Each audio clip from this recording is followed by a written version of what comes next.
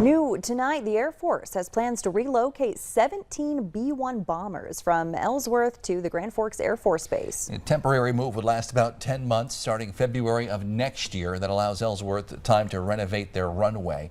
If this decision becomes final, Ellsworth plans to send about 800 airmen to Grand Forks to maintain the bomber operations.